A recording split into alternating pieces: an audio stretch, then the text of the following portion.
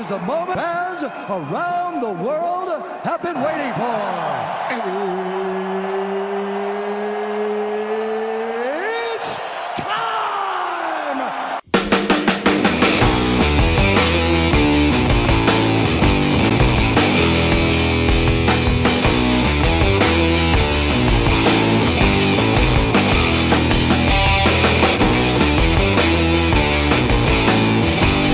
Good morning, everybody. Welcome to 2 Cent Sports and Entertainment Show.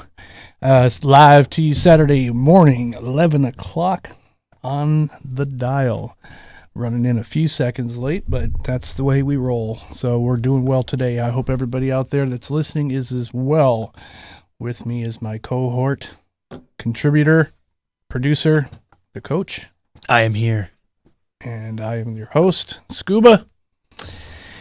And got a good day lined up today, hopefully. Got a couple call-in interviews. We should be getting one here shortly. We're expecting a call-in from John Caleo, former Arena Football League star, quarterback coach, and runs an academy now, and has been involved in the NFL Combine. So we're going to get him in here today, here in a hopefully actually next few minutes or so, and get his take on what happened or what he saw at the NFL Combine, and talk about some of the guys that he's been working with at his academy to get them ready for their shots in the NFL as well. But Zach, before we go any further, I'll let you go ahead and give out all our social media outlets and how you can get a hold of us. All right, ladies and gentlemen, to be able to get a hold of the 2 Cent Sports and Entertainment Show, you guys can check us out on Facebook at 2 Cent Sports and Entertainment Show. You can check us out on Twitter. Well, me on Twitter, Scuba, not really the Twitter guy yet. Nope. Just yet. I'm going to convince him one day. And that's at 2 Cent Zach, newly verified, which means I'm up there with the Biebs and Justin Timberlake and whatnot. You guys can check us out on the website, www.2centshow.webs.com. Scuba and I both monitor that. You can check us out on www.talkwadstudios.com. And real quick, thank you to our sponsor, Bootash and Donovan, which you can see their logo right above Scuba's head right there, as he tries to do like a Vanna White deal. And that's all I got, Scuba. Yeah, so our Facebook page is 12 likes short of 200. Really like to hit 200. So if you're listening and you have not given a like to our page, 2 Cents Sports and Entertainment Show, please get over there and give us a like. We greatly appreciate it. It's just kind of like, I have this issue with odd numbers, and 188 is driving me crazy. I want to see 190 at least, but I'd love to see 200. It'd be a nice new round number. So go on over there and take a look over there with that. Obviously, if you have any suggestions or any show topics or anything you'd like to talk about, you're welcome to call in and discuss them. Our show is pretty open for just about anything. We have our regular lineup of things that we're going to discuss, but should you, the listener, wish to have something else on, we're more than happy to say we have an opinion or don't have an opinion. But at any rate, what have you done this week, Mr. Zachary? Mr. Zachary, I went to went to the Saliva concert last night. I went freaking crazy. It was the Hanging Chads, the Jack Mantra, and some other band. Sorry, folks, I can't remember who they were. They were just another opening band, and then Saliva, who was put on an incredible show. I was kind of worried when you said they were okay. I was kind of worried that I wasn't going to get my money's worth. I'm just not a huge fan, but I mean, they're good. I never said that they weren't good. It's just, for me, it just wasn't. It's not a band that I got to be, I got to go see them. Well, and I mean, I can surely say that I will be going to see them again when they come down. But other than that, man, I took the SAT. Uh-oh. Oh, my God. Good times, huh? Oh, man. I wish I could just quit life after that, honestly. But you know what? Look at it this way. If you did well enough this time, you won't have to take them again. Exactly. I took mine my junior year. I nailed it, and I never took them again. Oh, and that's what I kind of plan on happening to me, because I freaking hated it. I got to be honest with you. It was the worst experience of my entire life. Yeah, it was the worst 2 hours of my life, too. It was pretty bad. No, we have to take it. I don't know if you knew, but we have to take it for 4 hours. Well, not if you finish in 2. What are you going to do? Sit there for another 2 hours? You do. No. Yes. If you're finished, you get up and go. That's not true. Yeah. No. Well, they do things differently then. They do. Yeah.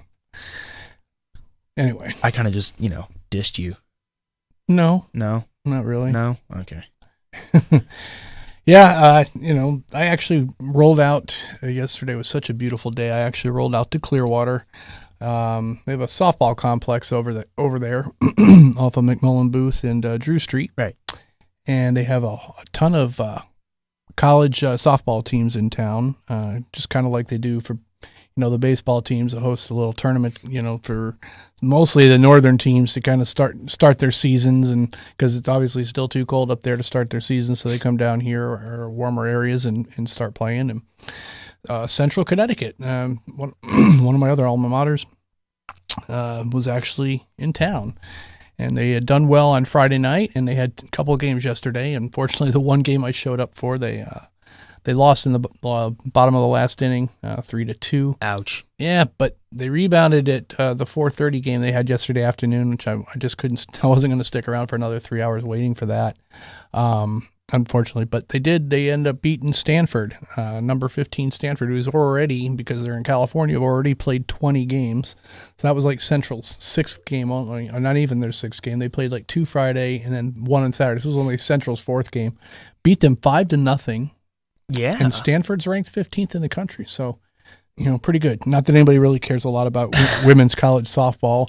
And honestly, I don't either that much, but it was Central Connecticut. Not too often do they come in this area at all. So I figured, what the heck, I'll go out there. It's a beautiful day just to kind of sit out, have a couple hours to do nothing and just enjoy the outdoors, Well, and it's great that you support your alma mater so much, because I guarantee you that, if UConn or Virginia Tech or LSU came down and played women's softball, I guarantee you I would not go out there. And I guarantee you, where were they at? Were they how many hours away? Was it? Oh, it's not hours away at all. Oh. It's just over in Clearwater. Right off Drew Street, McMillan. It was like, it's that one where UConn played last year. It's right near there. Oh, okay. Right near there. But no, I can definitely say I would not have gone to go see women's college softball. We have, looks like it's our caller. All right. Ladies and gentlemen, I believe this is our first guest, John Kaleo. John, how you doing today? Good morning to you guys. Morning, John. This is Steve talking right now. Thank you for calling in. Yeah, you'd probably know me if you saw my face from the old Storm days. I probably would. I'm horrible with names, but great with faces. No, I completely it's been a while too, so I wouldn't blame you one bit. And so I appreciate you taking the time to call in. When Zach told me, he's like, "Yeah, I got a quarterback coach. It's all in the combine." I'm like, "Yeah, okay." And then he posted the name. I'm like, "Do you not know who John Kaleo is?" Yeah, no, Zach's a great kid, man. He's going to be a up and coming name here in the Tampa community. Mm-hmm.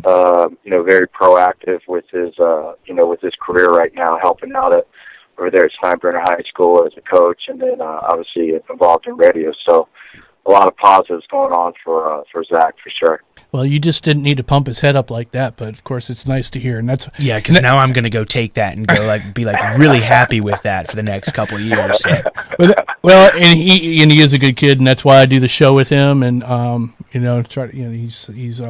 works hard and doesn't get a lot of credit for it. So, but just to let everybody know, on the phone with us is John Kaleo, and many of you may or may not know who he is, but I do. He's big-time arena football star.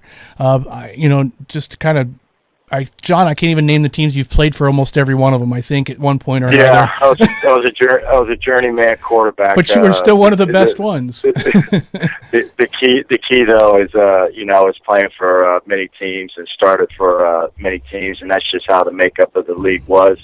When I was playing, you went for the best contract, and there was money to be made during my during that time of arena football. So obviously you have to look out for the best interests of yourself and your family, and every year it seemed like a free agent year. So sometimes it was not to my liking to switch from team to team, but it was just the nature of the business.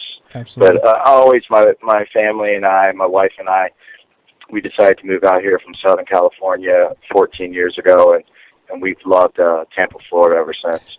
Yeah, that's I found that interesting because obviously I know you're a Maryland guy and a Northeastern guy, kind of like myself. But and of course you were the quarterback here when the Storm last won their last championship, which is, gosh, so long ago now, 2003. Yeah. And of course you spent some time again with them on coaching staff a couple years back, if I'm not mistaken. And yep, you're correct. And you've done some college. Iona College, I believe you went to for a little while, and yeah, I did. When I retired, I got into college coaching for about 5 years. When I coached at Iona College and Towson University, and got out of the business and started back up my quarterback training business in the area, Kaleo Quarterback Academy. It's really flourished. It's really done well, and the only way it's done well is just the kids have really applied the teaching. They've gone on to have positive results as high school quarterbacks, and the ones that want to play college football, there's a level for them to play at, and been fortunate to have a handful of Division I quarterbacks that I've worked with go through it, and they've gone on to good things at the college ranks right now. Yeah, I've got your site up here. It's Kaleo, Kaleo, QBacademy.com. So KaleoQBacademy.com. You can check out his site, and it's got shows all the guys he's working with, some guys that he's worked with in the past, and I'm seeing some local guys on here. Robert Marv and Robert Marv's been working with me for the last year and a half when he finished up with his career at Purdue University. Robert's about to sign a contract with the Winnipeg Blue Bombers in the Excellent. Canadian Football League. He went and worked out for several NFL teams last year, but he had another tear in his ACL that we had to go and get repaired, and that's fully repaired now. And so, he's had a lot of interest from CFL teams, and his neg rights were owned by the Winnipeg Blue Bombers, so we had to negotiate a contract with them. Okay. And I have another student of mine from down in Bradenton. He's the number 2 quarterback for the British Columbia Lions in the Canadian Football League.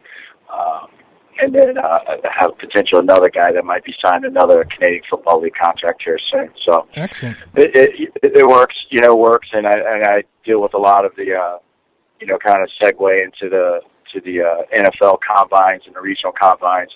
I work a lot with the quarterbacks as the quarterback director for the NFL regional combines, and so deal a lot with the kids that are aspiring to become NFL quarterbacks and train many of those guys as well. What do you think is like the biggest challenge these days? And no offense to you, John. I mean, you're not the biggest guy in the world, and and it seems like the route these days is like everybody's got to be 6'5", and I'm exaggerating a little bit, but what do you think is the biggest challenge right now? What do you think NFL teams are really truly looking for anymore? Because every time you think that you have a grasp on it, something different like an RG3 or or a Johnny Manziel type right now seems to be the new wave anymore. Yeah, well, the stats are this: out of 96 quarterbacks, 3 quarterbacks per NFL team, 32 NFL teams, and I know this because the NFL provides this to me every year. Is the average height and weight is roughly 6'3" and 3/8" and 227 pounds. So that's the average height. So that's what the Division I coaches are looking for in the recruits as well, because obviously they want to be able to coach guys that are going to go on to the NFL level. But you're absolutely right. What a lot of the NFL teams are always coming up, especially personnel directors and college guys are always asking me during the regionals, can this guy run? How accurate is he? What's his footwork like? So individuals that don't fit that measurement, i.e. when I was coming up, myself, and now the successful ones like Drew Brees and Russell Wilson, your footwork has to be superior for some of the things that you're lacking. So that's why Drew Brees and Russell Wilson are able to have success, because their footwork is so much better than guys that are taller, because they're anticipating the windows, they're anticipating the strike point where that receiver is going to be at. So their arms look a whole lot stronger than what they actually are. If you put those guys up against some of the stronger arm guys in a quarterback challenge, those guys are only throwing in their 50s, while other guys are throwing 60 and 70-yard throws. But that doesn't get you the job and get you drafted in the NFL. So it just depends on what system you're going for.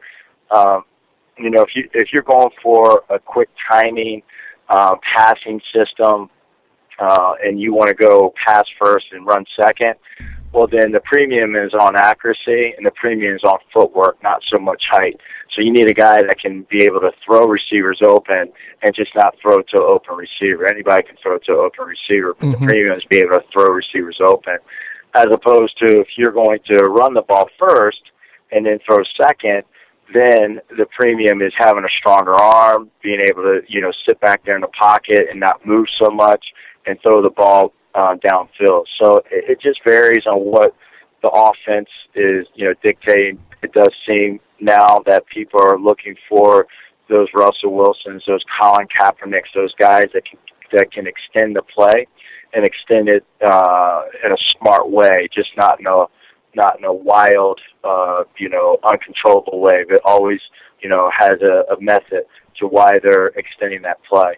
And there's some guys like that. That's what's the fascination about Johnny Manziel is that his ability to extend plays, not so much his ability to throw receivers open, but just to extend the play and create havoc for the defense.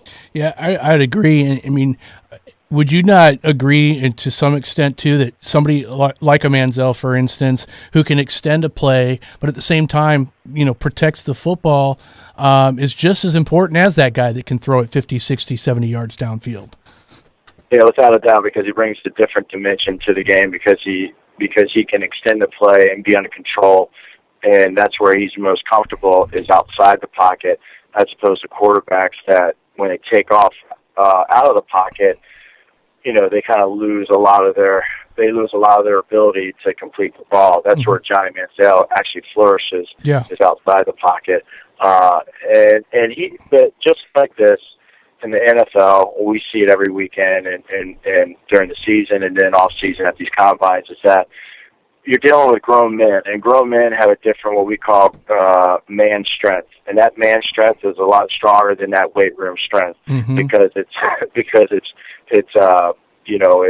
thought out of. They're not having to expend so much energy to get to where they need to go. They know the angles, and it's much different than the college game.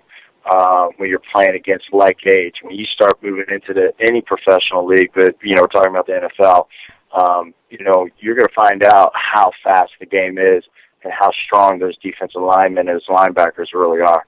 Yeah, exactly. Now you were at this year's combine. Is that correct, or were you not? Well, what I do is there's two combines that the NFL. Okay.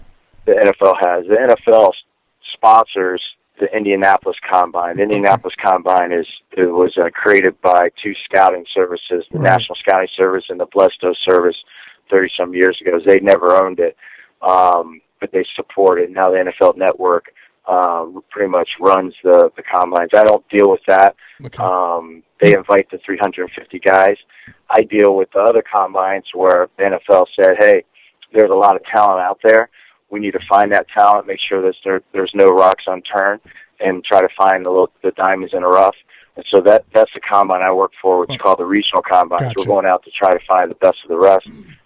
We work at every NFL, or we work at 10 NFL facilities for 10 straight weeks, where the kids come in, they from all levels, and they perform, and then we select the best based on their measurements, how they perform in their testing, and how they do in their position drills.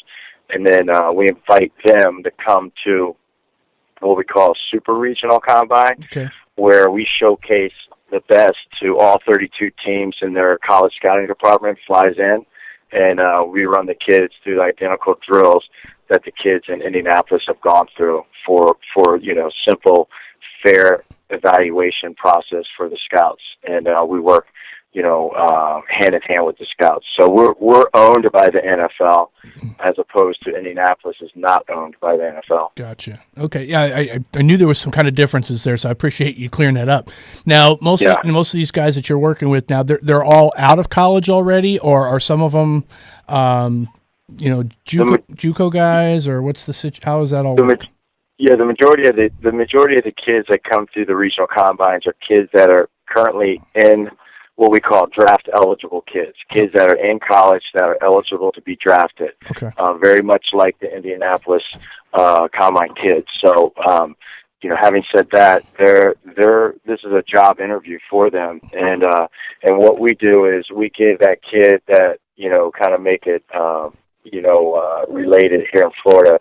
We give that kid that gets all the opportunities from University of Florida, that same kid that maybe goes to Stetson University, that goes to Florida A&M, that goes to Weber International, that goes to Ava Maria, and there might be some talent. We give him opportunity to kind of show his skills and his talents on a fair playing field, if that makes sense to you. So we create that opportunity for the kids. Gotcha. Yeah, and looking around your site a little bit more too, I'm seeing you're getting a lot of the kids from looks like Division III schools and so forth and so on. It wouldn't normally probably get the opportunity to be seen or looked at very very much, if at all. It seems like that it's a great opportunity now. Outside of like the basic skill sets and things of that nature, are do you guys cover anything else? Like, here are some of the things that you need to do, maybe outside the game, or keep how to keep themselves clean, for lack of a better term, not to keep themselves out of trouble. Yeah, well, during the evaluation process at these regional combines, we don't get so much into it. We do provide the NFL officials or the NFL officiating. We'll do a brief talk with the kids afterwards and kind of explain to them that there potentially is life after football, and if there's maybe there's if things don't work out, maybe think about becoming an official. So we kind of provide that for the kids as well, but we don't get into the specifics off the field with the players until those selected players come to us in the super regional, and so those are the kids that we feel like are the best of the rest. And some of the kids are borderline being invited to Indianapolis. They come to the regional combines and then they have their own day. So we talk about some of the potential off the field issues that can happen, right? And how to conduct yourself. So that's always being discussed with the young professional athletes. Gotcha. Now, I'm looking still also now. Did you work with Stephen Garcia? I did, yeah. Okay. So Stephen Garcia is a student of mine, and when Stephen came out of South Carolina, he went through the regional combines, and we had to. You talk about, we had to deal with image, reshaping his image, trying to, explain that, some of the things that happened to him in the past, those were in the past, very much like Robert Marv. Yep. Same situation. Robert Marv came through the regional combines last year and doing the same thing. So, the biggest thing is, with the students in my academy, especially quarterbacks, is I try to explain to them all the time is, you're always being evaluated. Even when you don't think you're being evaluated, you're being evaluated with your Twitter account, with your Facebook account. Coaches are going deep into those accounts to kind of see what type of individual you are. Right. Also, your GPA is a reflection of what type of individual you are as well. Can I trust that you're going to, do your studies, or do I have to babysit you? Right. That's where a lot of the times where you don't really want to recruit a quarterback that has a low GPA, no matter how talented he is, because it's going to be a short-lived career for him in the college ranks. Right. You're going to have to babysit him. I was a college coach. I didn't want to wake up at 4:30 in the morning to run my quarterback at 5 in the morning, but I did because, they're knuckleheads. 18 to 23-year-olds are knuckleheads. No matter if you tell them, hey, stay away from this, part of the campus, or, stay away from the bars, or stay away from the sororities.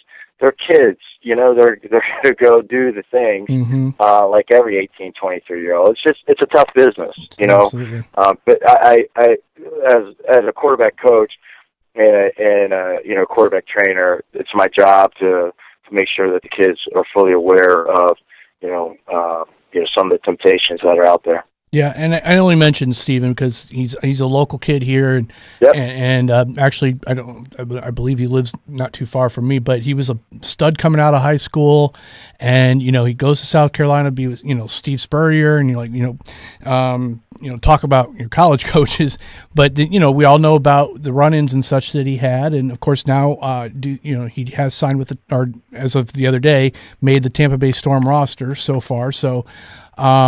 I think he's going to hopefully take the best advantage of this opportunity. I would hope, and I would assume that those are the kinds of things that, like you kind of touched upon, that give these kids like, hey, look, let's get past the stuff that you did, and let's move forward, and let's get you some other opportunities out there, and take the best that you of it, and do something with it. You're absolutely right, and one of the things that I told Steven about the Storm several months ago was when he was contemplating, I said, listen to the Storm, listen to what they have to say to you and the potential opportunity that you have, and this will be a good way for you to kind of prove to NFL clubs that you're willing to play at the Arena Football League level, to prove that, you are a good quarterback, that you are a mature man, and he's definitely bought into it, and, I wish him the best. I still help out the Storm. I've, never kind of gotten too far away from my roots with the Storm, and, consult and help out the quarterbacks as much as I can. And he's coming along. They have a preseason game today, so, we'll see how he performs today for the Storm, and it's a learning process, and I think, like you said, I think it's a great move for him. I definitely encourage him to do that, and I think it'll be terrific for him and his family if it all works out for him with the Storm. Absolutely. I mean, he's local, so he'll have some support, and you just never know what it's going to lead to. I mean, we had Adrian McPherson on last week, he just signed a Canadian Football League contract, but due to the things he's got going on, he's contemplating whether or not he really wants to do that or not. And but that's a testament to where he is in his life and his career too. But my point was basically that there's another example, though. The Arena Football League may be what it is, but hey, maybe you get a shot at the CFL, or maybe you're the next Kurt Warner, and you get that opportunity to, get on an NFL roster, one way or the other, and you never know what happens. I mean, the one benefit I think, and you can obviously attest to this with the years that you played at Arena Football, you got to get rid of that ball fast, and I think that's huge for the NFL. And if you get that practice in the Arena Football League, I don't know how that can not benefit you. Yeah, I definitely think it helps you out if the NFL teams know of you and you're a known commodity, and then you go to the Arena League and, you do well there, then you're going to have opportunity to come back to the NFL. During the heyday, not only Kurt Warner, Kurt had gone to an NFL camp prior to, coming back or starting off in the Arena League, so he was known. Same with Cedric Bonner, Tommy Maddox, flamed out, came back to the Arena League, played for a couple of years, then got an opportunity with the Steelers, and really, he was the guy that Ben Roethlisberger took the job from. And Tommy had some pretty good years there. And Paul Justin was another individual that started off, in the Arena League, had a chance to take over for Troy Aikman with the Cowboys. Opportunities are going to be there. Now, what you do with the opportunities, that's up to you. But, yeah, you're exactly right. I think as long as Steven, along as Robert Marv, when he goes up in the CFL, they perform well, I think there'll be an opportunity, on an NFL team, in the next couple of years for both individuals. Yeah, same thing with Robert. I mean, I local kid as well, and talented, and just kind of ran into a gambit there at UM, and then had to make the move to Purdue, and then like you said, injuries and things of that nature. Sometimes it's just those are the kinds of things that happen. But before we wrap up, one last thing: is there anybody out there that you've been working with lately that might be somebody to keep our eye on? There's a kid, he's a Texas kid. He was a 3-year starter at University of North Texas. His name's Derek Thompson. I think the NFL's clubs definitely like him. This past year, or last 2 years, Yo Murphy, and this other guy, Jason Riley, started this sports performance place in Tampa.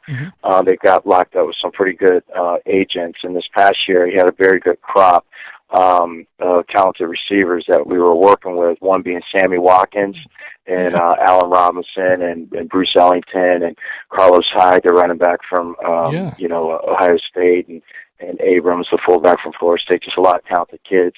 And Robert Marv and Chris Hart would come out and play home. And I think Sammy Watkins is just a very talented, receiver. Boy. Yeah. And if there's some way the Tampa Bay Buccaneers can move up in the draft to take that individual, I think it would definitely be a, playmaker that the community would love to have. He's a rare receiver that comes along every 10 years, and I can also tell you he's one of the more fastest, more talented receivers. But the best thing about him, he's very humble and he's a hard worker. So whoever gets him is going to get an all-pro type kid. Hopefully the Buccaneers get him. Yeah, I agree with you. That's somebody I got on my sights. I got him and Khalil Mack from Buffalo are on my radar for coming to the Buccaneers. But Sammy Watkins, I agree with you. He is something else, and he's been torturing the Florida State Seminoles for the last 4 years. So I've seen him quite often, and he's something to see in person. But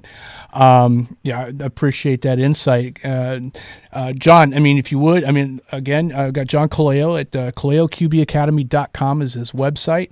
John, you got a number or anything if anybody needs to get in touch with you, or?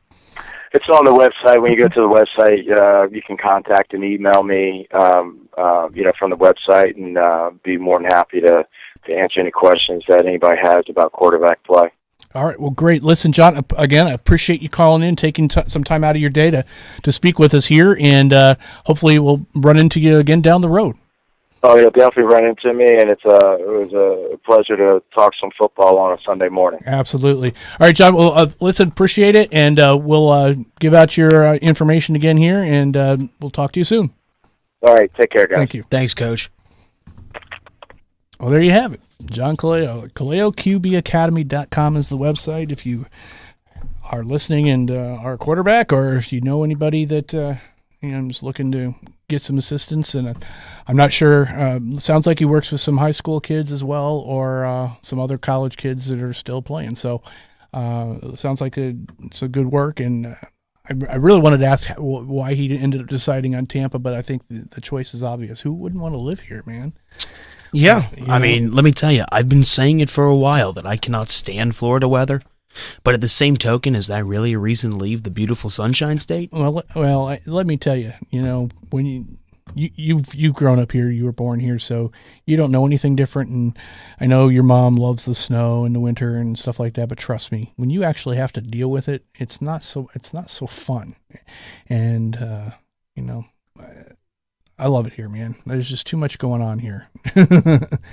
But at any rate, so I appreciate him getting in there. So what we're going to do, we're going to go take a break here for just a couple moments, and we'll come right back, and we'll talk a couple other subjects, and then we have another guest lined up for probably around the top of the hour, and UFC fighter, and Darren. It's Darren. Darren, yeah. Yep. We have calling Darren Cruikshank, lightweight UFC fighter, scheduled to get us at the top of the hour. We'll be back in about 2 and 2.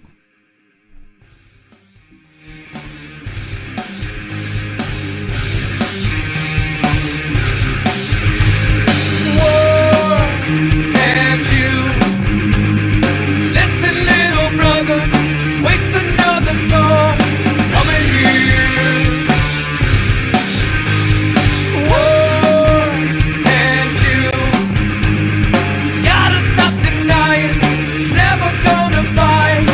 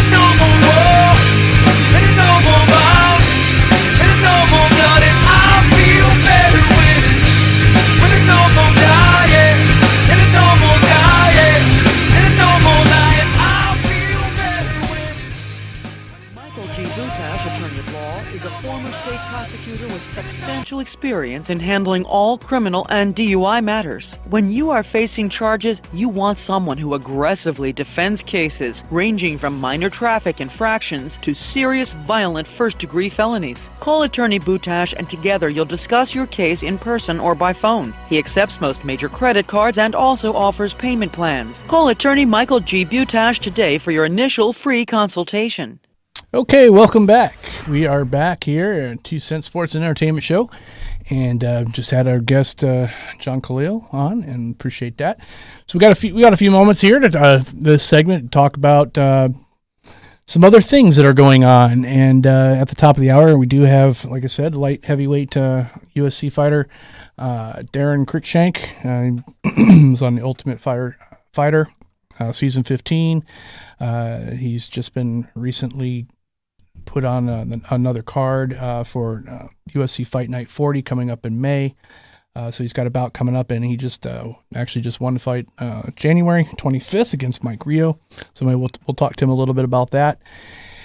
At any rate, since we were talking a little bit of football, football's kind of become a year-round thing anymore, and of course, we got arena football here starting up in about 2 weeks. 2 weeks from Friday, this past Friday, March 14th, first home game for the Tampa Bay Storm against the New Orleans Voodoo. Currently, they are doing some lower level tickets for as low as $9. You really can't beat that for a night out. It's a good time. Nice. It'll be a Friday night, a good little Friday night out. And if you're so inclined to do something afterwards, it's right around the corner from Ybor and, of course, whatever else they have left open down there in downtown. I don't know. I don't do that anymore. So, but check it out. If you got a family, for $9, bring in the kids, and, kids under 3, I believe, still get in for free. It's fan friendly. It's a good time. It's a different game of football, and it's really enjoyable. I know I got addicted to it when I first went to a game too, and I was very skeptical, and then I went, and it's just a lot of fun. Well, and as you know, I was the same way, because remember, I've had some people personally, not going to say any names, who put the thought in my head that, it was kind of like a trashy football, and let me tell you, it's not, folks. Whoever has that conception is completely wrong. Mm-hmm. It's a lot of fun. Scuba and I being damn close to the bench and to the team, it's really a fun experience, and I think everybody needs to go and check that out. Yeah, if you just take it for what it is, and the good thing about it is that you'll get some interpersonal interaction with some of the players, and it's just you get to go on the field afterwards, and that's not anything you'll ever do in the NFL. In the NFL, you're just so far away from the players and so forth, and yes, some of these guys that are playing, they've been in the NFL previously, or they're trying to get shots to the NFL. They've been around, and it's just nice to be able to speak with them, and we've had some guys on here, and it just gives you a lot of good insight and a lot of perspective, and and if you have kids, kids don't, all they know is, hey, they're watching these guys play football on the field, so to them, there's no difference between what league they're playing in, so. And you just never know when one of these guys might make it big. So you can say, I knew him when, I remember watching, Kurt Warner play the Arena Football Championship against the Tampa Bay Storm. I remember that. And so I can say, yeah, I've seen him play. But at any rate, getting off my soapbox for a moment, we did have, there are some NFL free agency is looming. It's coming up very shortly, and you're starting to see teams right now designate guys for franchise tags and so forth. And of course, you got all this stupid talk about Darrelle Revis being traded or trade rumors, and it's just a bunch of baloney. First of all, yeah, I don't think Lovie Smith's going to get rid of Darrelle Revis. Everybody just thinks that Lovie Smith only runs a Tampa 2, and Tampa 2 isn't good for Darrelle Revis. Well, listen, if you really look at Lovie Smith's last year in Chicago, they only ran a Tampa 2 about 49% of the time, so that's only half the time. And if you got a guy like Darrelle Revis on your your football squad. Don't think that Lovie Smith and Leslie Frazier as defensive coordinator aren't smart enough to figure out a way to run a hybrid version of the Tampa 2. You could run a Tampa 2 with, almost in a box and one type situation in basketball.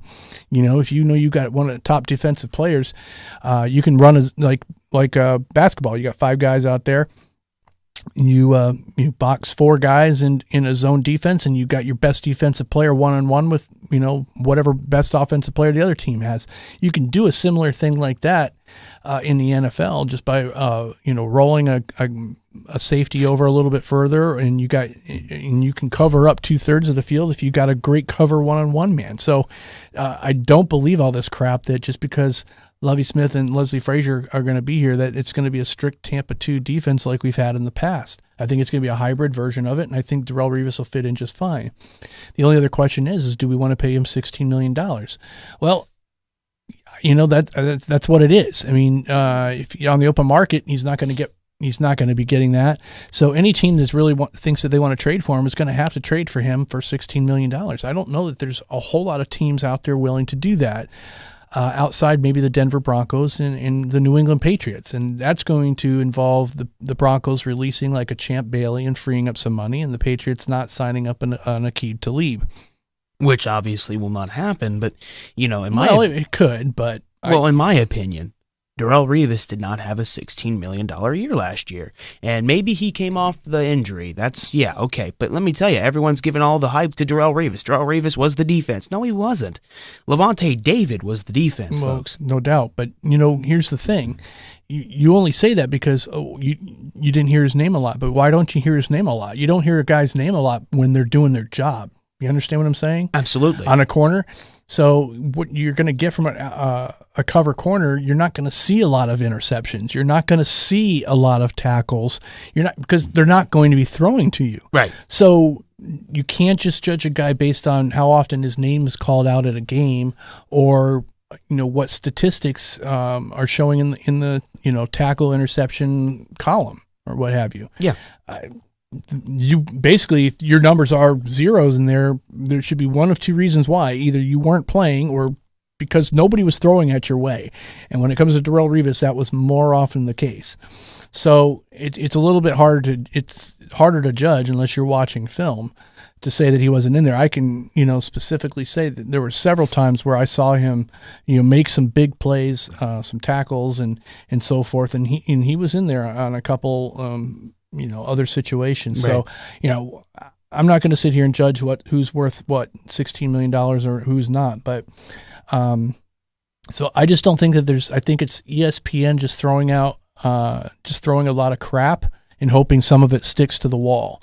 That's really what, it's really what they do. They got to stir up controversy and, just this is, well, if you've listened to anything that Lovie Smith has said, anything that, the GM has said, they're clearly, I don't believe that they're talking outside their mouth. I just think it would be silly. Now, that's not to say if the right offer came along for him that you're going to say you can't, you're not going to not field phone calls.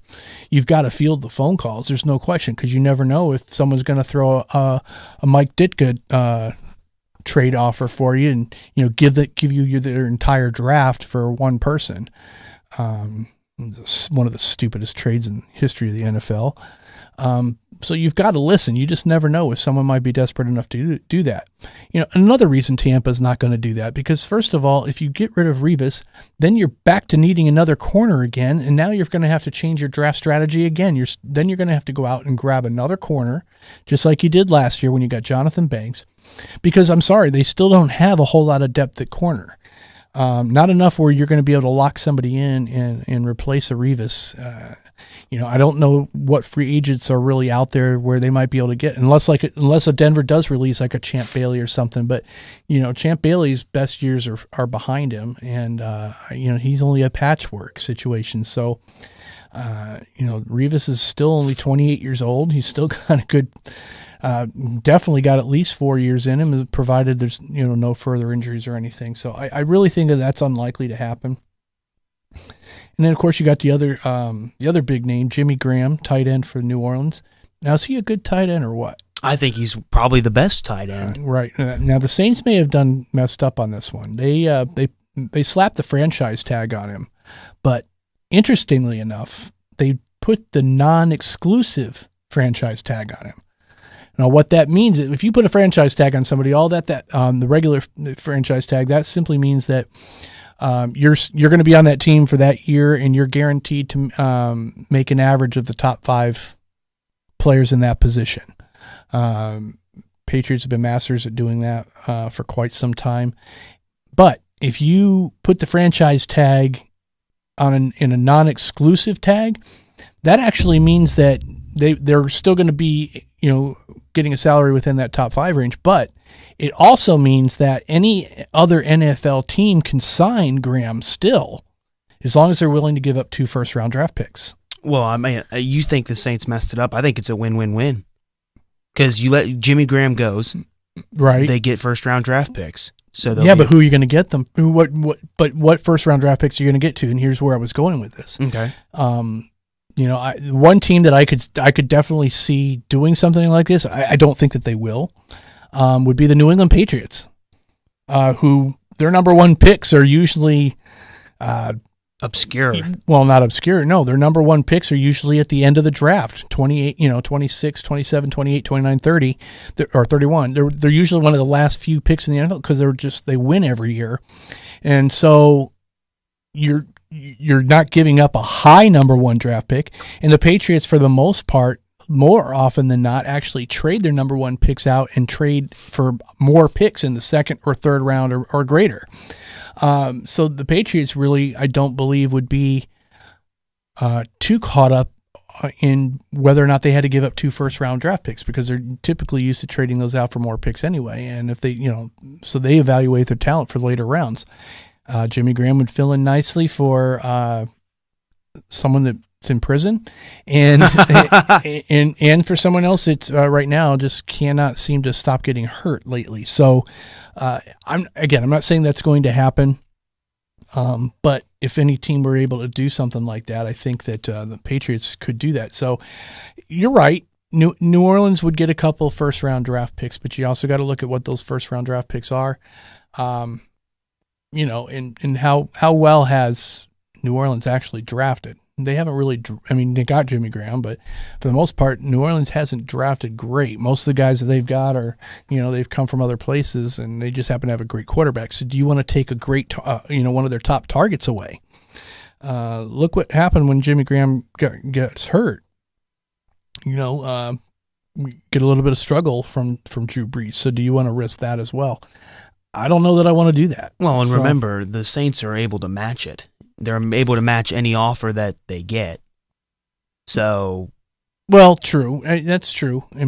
But at the same time, then what if a team that's got a lot of cap room puts $16 million or something like that? Yeah, a big figure that would handcuff the Saints, and the Saints, as much as they'd like to match it, you also can't handcuff your franchise.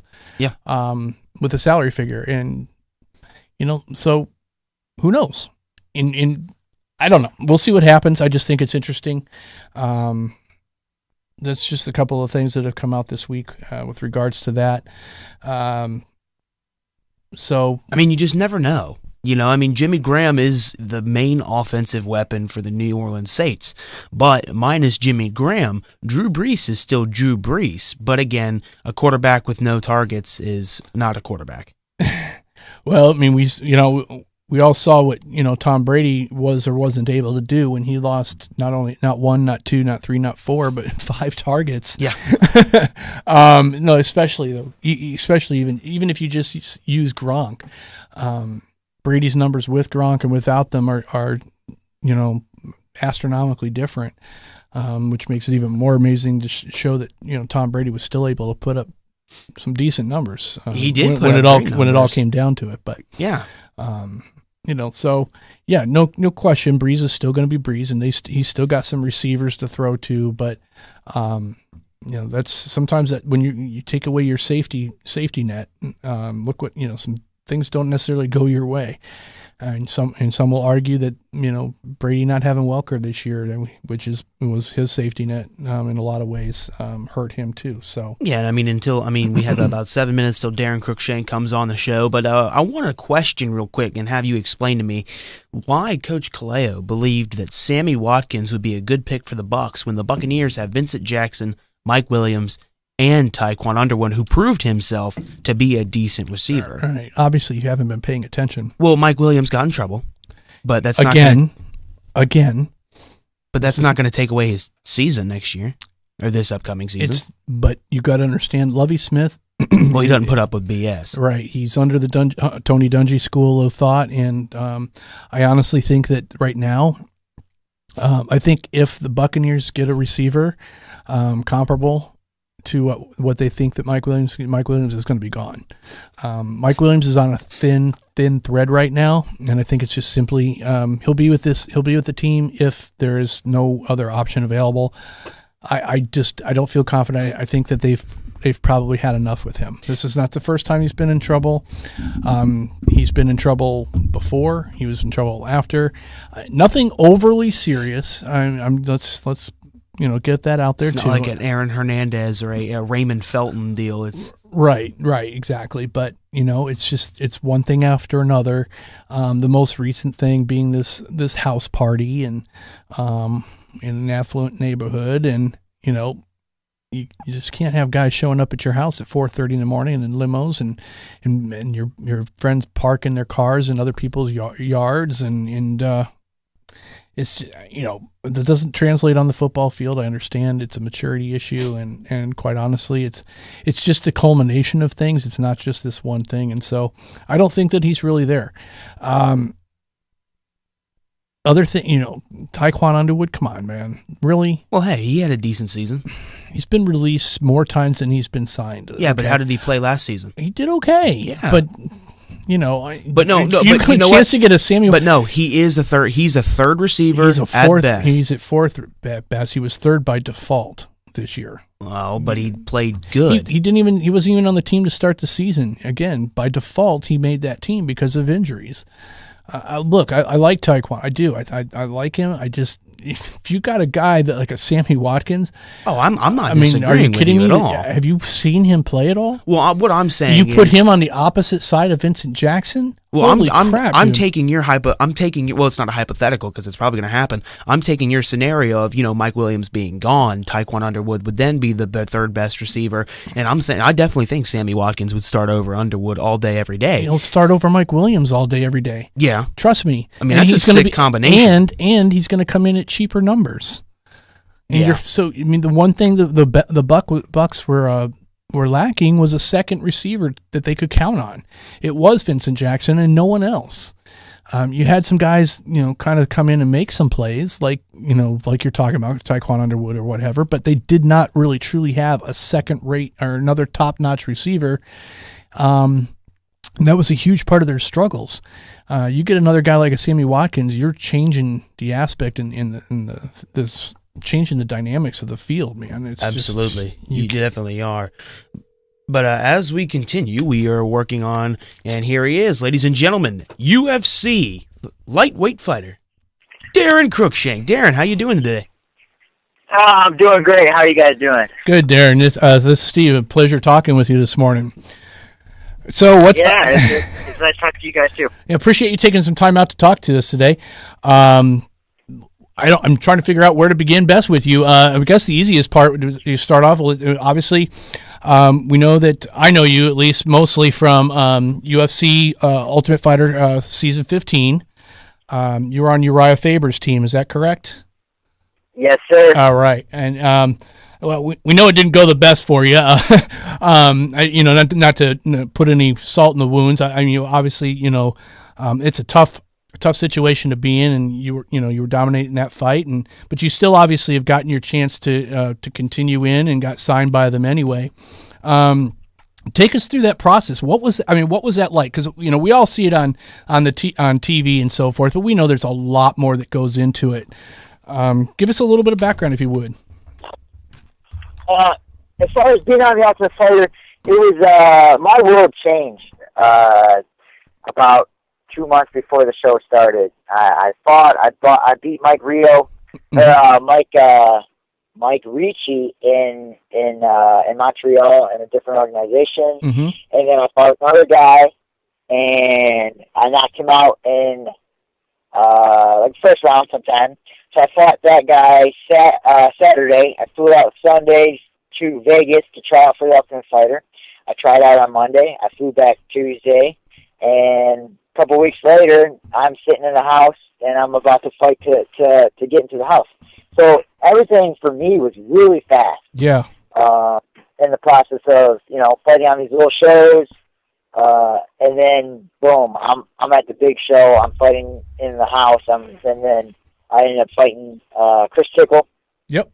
For the finale, and I ended up winning. I got my contract, and it's been history ever since. No doubt about it. You see, a lot of people don't realize that. They just think that you had all this time to prepare and this and that, and don't realize that, you just fought here, and then you're flying out to here, and you're fighting again, and then all of a sudden, it's like back to back to back, and that's grueling, because it's not an easy sport by any means. And I'm a martial artist myself. I've been studying the art for about 24 years. Not of the mixed martial art variety. I'm a stylist. But what got your interest from the beginning? I see that you do hold a rank in Taekwondo, and you have had some wrestling experiences. What got you into the MMA realm, if you will? Well, when I was younger, my dad and my mom had schools. My dad was a cross trainer. He did a lot of different arts, and he did a lot of seminars and things like that with Danny Sano, Larry Hartzell, and some of the old JKD guys. And then he started, mixing up with different clubs around my area when mixed martial arts wasn't really that big. I remember my dad and all his kickboxers and stuff. We would always, like once a month, we'd meet up at this judo place. And, I was just a kid at the time, but I remember these guys going at it. A judo guy going with a kickboxer, and just different arts and different clubs meeting up just to see, what it was like to fight a different art. And, that was really my first involvement in mixed martial arts. Before, that was like right around the time UFC was coming out, and they were having a hard time getting sanctioned and running around, and it was just a baby, So I've always been involved with it, but I really started taking it serious just after high school. I knew I wanted to wrestle in college, so I went off and wrestle in college. And then, during the summers when I wasn't at school, I'd come back home and I would train with my dad and get ready. And eventually, I didn't want to take any fights until I was done wrestling. Mm-hmm. So my senior year at Olivet College, I took an amateur fight about a month after my last my last nationals as far as wrestling. So and I've been doing it ever since. This is 6 years ago or something. Yeah. It kind of comes and goes really quick. So you definitely got to make the best of your opportunities, and you seem to be doing that. Now I do notice here that you you just won your last fight back in January, and you mentioned Mike Rio. Devastating wheel kick on this guy.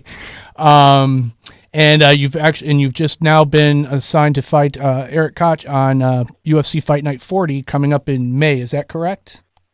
Yes. Right. Correct. Excellent. Where do now is lightweight where you normally feel that you should be? You started off in another weight class at one point? Did you not, like welterweight or something? Is that right? Yeah. I fought all my amateur fights at welterweight. Okay. And then all my first couple of pro fights were also at welterweight, and then eventually I made my way down and to the lightweight class. And I feel like I'm at home there. I've had a lot of testing done. You guys all have heard of Pacino, Mr. Pacino, PacinoDiet.com, things like that. He's done some pretty extensive testing on me just to see where my body fat is and you know, what's the lowest weight class I could be at. And the last time I did the test was probably 6 months ago. Mm-hmm. And if I was at 0% body fat, I would be right at 155. Oh, wow. And, you know, and I've been doing a lot of strength training, so I probably put on a little bit of muscle since then. So for me to go to 45, I would have to lose quite a bit of muscle, and it would be a big cut. I mean, I know at 55, a lot of guys, well, basically everybody I've ever fought has been taller than me. But, you know, if you guys have ever heard of Benny the Jet Urquidez, Oh, the yeah. old kickboxer. Absolutely. I watched one of his seminars one time, and he said that the shorter fighter always has the advantage because he's closer to the ground and he can move faster. That makes sense. I mean, I struggle with that because I'm a taller guy myself, but you know, yeah, Benny the Jet, man, definitely you know, Hall of Famer, and I think he recently just had a birthday this past week, if I'm not mistaken. But yeah, I definitely see that, and yeah, I can't even see if your mass is that 0%. I mean, try to lose another 10 pounds would just be crazy. So, sounds like you're right where you need to be, and right now, I mean, last 4 fights, you're 2-2 in your last 4 fights. You know, obviously, we all know the fight game. Anything can happen on any given night. So a loss isn't devastating like it might be in a you know, NCAA basketball or football or anything like that. So where do you think you are right now with, you know, where your ultimate goal is? Obviously, you want to win a championship and so forth. Where do you see yourself going with that? Well, as a athlete, as a mixed martial artist, and my career is involved, I believe that because I'm entertaining, I'm an entertaining fighter. Every time I go out there, it's going to be a battle. I'm going to throw some crazy stuff, and you know, sometimes it lands, sometimes it doesn't. But the key is it's entertaining, and Yes. I'm an entertainer. I'm not only a professional mixed martial artist. Yes, I need to go out there and win. But even if I don't, I'm going to put on a show for the people, and that's what this sport needs. You know, it's a spectator sport, and yeah, you got to put on a show. If you don't put on a show, then yes, if you lose a couple in a row, you are gone. Mm-hmm. But I believe as long as I put on a show and I go out there, yeah, I can't win or I can't lose, you know, 5 in a row or whatever. But you know, as long as I perform, I'm going to always have a job in the UFC. Absolutely. On the line with us, Darren Cruikshank, Ultimate Fighting champion, lightweight champion, or not champion, fighter, excuse me. Yeah, I would agree with you about the entertainment aspect of it. I mean, you definitely use some techniques and stuff that you know you don't are risky. I mean, if you will. If, like you said, if they hit, they hit, and you proved that in your last fight. I mean, those are the wheel kick and so forth. Those aren't used all that often, just simply because if you don't land it, you can be caught. And I commend you for that, quite honestly, because I'm with you. Granted, you know, you're out there to win, but at the same time, you know, I think the reason before UFC got big again, I think it really started losing a lot of viewers because it just turned into a bunch of, you know, wrestlers, and all they were doing were just holding each other on the ground. And I think it just bored people to death. And, you know, myself as, you know, a martial artist, I really want to see, when you say mixed martial arts, well, I want to see some martial arts in there too. I don't want to just see, you know, wrestling guys doing wrestling techniques. I want to see the jujitsus. I want to see the kicks and so forth. I want to see all aspects of it. And I think you bring a lot of that with you. And I think you touched on that. It sounds like you grew up with a lot of it too. So you sounds like you're. I mean, not sounds like. I know you're very well rounded. Where do you feel most comfortable with regards to, you know, is it stand up, ground, or a combination of both? You know, in my fights, you don't see a lot of grappling, right? And you know, maybe that's because I like striking. But I don't mind it. I wrestled 4 years in college. I took second in the nation my sophomore year.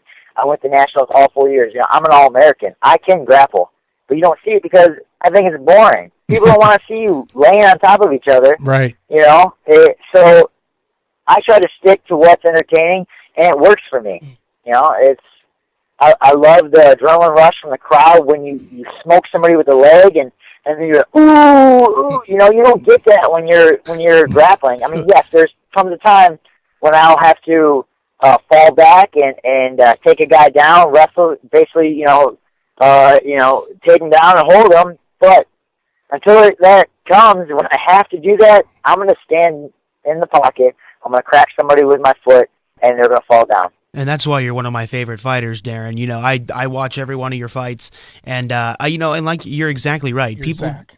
Tell him who you are. oh, he knows who I am. Well, I'm I know, the just- guy that's been annoying you on Twitter all week. But yeah, that's why you're one of my favorite fighters. I watch all your fights. You know, you're the most entertaining, in my opinion. You know, you don't go down. I mean, I've never heard during one of your fights, you know, stand 'em up, stand 'em up. You know, I've never heard that because you're too busy knocking people out with, you know, kicks to the face. Right. Thank you. Yeah, no, I have to agree. I caught my eye too. I do watch The Ultimate Fighter, and you did catch my eye from that show, and I look for the guys just like yourselves, and I really enjoy the lightweights much more than I do, you know, the heavier weights and so forth, because you have the ability to do the things like that you do. You know, moving forward, I know you can't look past Eric in your upcoming fight here in May. Only a couple months away, but but I'm gonna do it anyway. Is there anybody else on your radar that you'd really like to fight again, or anybody else new that you'd like to fight? I mean, outside of obviously the current champion. I mean, I've never been one to call anybody out. I have the utmost respect for everybody. Certainly. I know what people that, you know, are at this level, the UFC level, have the type of training they have to put in, the hours and the sacrifice. But realistically, I don't watch the sport enough to know who I have to fight and who I need to fight. I basically just concentrate on myself, concentrate on my own training. I know where I'm at. I know how my nutrition, how my body feels, where my training's at, what I need to improve on, and that's basically all I concentrate on. I put my faith into the matchmakers of the UFC to set me up with the right fights. I mean, they're the that's their job. They're the black belts of matchmaking. And, you know, I put my future into their hands. Perfect answer. I wasn't really trying to put you in a position to call anybody out, so I didn't mean to make that awkward for you. Right. I know you don't. I know you don't want to stir that pot. I couldn't even name a bunch of people that I would want. When they throw that name in front of me, then I'll go look them up. No, and that's perfect. I think that's awesome actually, because it's in a way that's kind of what I was looking for, because that's the true tell of, what kind of fighter you are. You like you said, you worry about yourself, and you can only control what you do. It doesn't matter who they put in front of you. If it's a bear you put in front of you, you're going to fight the bear. If it's whoever it is, and I can respect that a lot. I appreciate that, and like I said, I didn't compete in the MMA arena or the ring or anything like that, but I did a lot of tournament style fighting and such back in my earlier days, and it was just and that's what you get. You don't know who's going to be in front of you, so all you can do is work on yourself, and whoever's in front of you, that's who you got to take out, and that's just the way it is. So I mean that's what I appreciate about you, because it's easy to sit there and call out guys and talk all this and talk all that, but I want a guy like yourself that's going to just put someone in front of me, and I'm going to go out there and I'm going to fight, and that's all we can ask for. So tell us about this upcoming event in May, UFC Fight Night 40. Now is this not a pay-per-view, is that right? It's on regular TV, or? I actually have no clue. Okay, I just know I got to get ready May 10th for Eric Coach. I'm pretty sure I said his name right. Mm-hmm. He's a tough fighter. Obviously, everybody at that level is tough. He's actually had a really good career at 145 pounds, but I'm pretty sure that he's been cutting a lot of weight. Mm-hmm. and his coach Duke Rufus is wanting him to go up to 55. So I think he's had one fight at 55, but I think it was his last fight, and he won it, TKO, I think.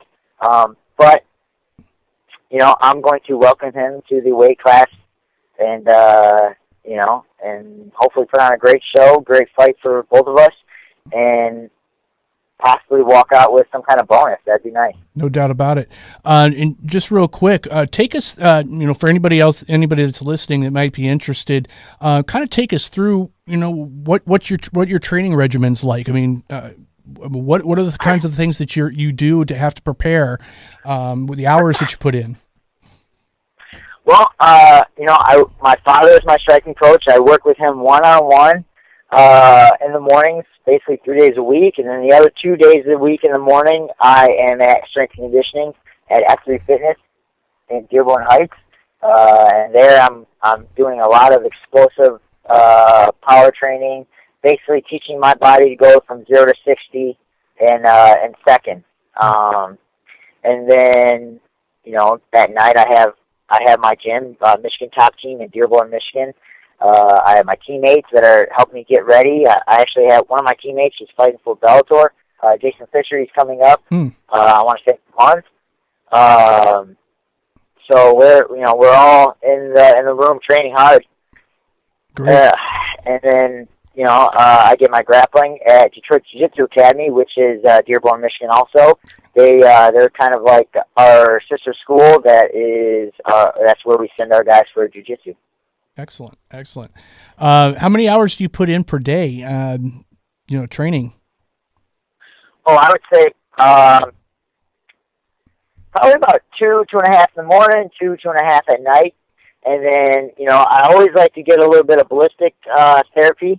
I don't know if you guys know what that is, but that is firearms training. I'm actually at the Livingston Gun Club right now, sitting in my car warming up while I'm doing this interview with you, and then I'm about to go shoot a bunch of targets. All right. Well, there you go. Kind of clear your mind a little bit too, I'm sure. Well, I won't keep you too much longer then. I definitely do appreciate it. One last thing, for anybody out there that's interested in getting involved in what you're doing and so forth, any advice or what would you tell somebody that say, hey, how do I get into all this? The biggest thing that I could, advice as far as new athletes to the sport, obviously find a good gym, find a great coach, but also remember that you don't know everything. Mm-hmm. And if you think you know everything by watching TV, watching the fights, looking at YouTube videos, then you're never going to learn anything, especially from somebody that's experienced, been in the sport for a long time, and has been in situations in the fighting, So, just like, if your cup's already full, you're not going to take it any more in. So I always try to keep an open mind, an open book, and learn as much as I can. Great. Well, Darren, anything before I let you go? Anything you want to promote? Anything you'd like to throw out there? Any? Yeah, me and two of my partners, we just opened up a gym probably about 7 months ago today, and everybody go check it out. Michigan Top Team, which is MichiganTT.com. It's in its beginning stages. It's just a baby, so.